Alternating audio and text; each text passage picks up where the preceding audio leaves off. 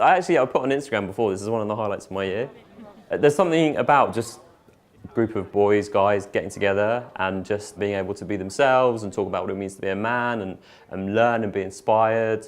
I think it's really powerful.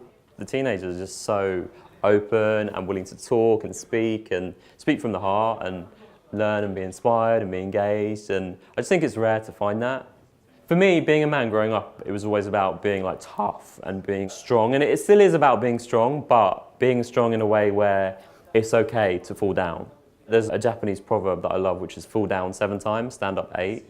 And for me, that's what being a man is about, not being afraid to talk about that and not being afraid to ask for help for that. That it's okay to struggle and it's okay to talk, and also that you do get better. I think that's a really important message, that you can recover and there's hope. Suicide is the biggest killer of our men in this country under 45.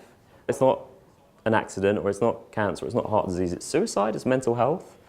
And yet we rarely talk about it. And in young people as well, both boys and girls, the biggest killer of people under 35 is suicide. And there's so many boys, men that are struggling in silence still today and taking their own lives, and I was almost one of them, and it's so sad. And this is why it's so important that we have events like today where we say to boys, it's okay, whatever's going on, it's okay.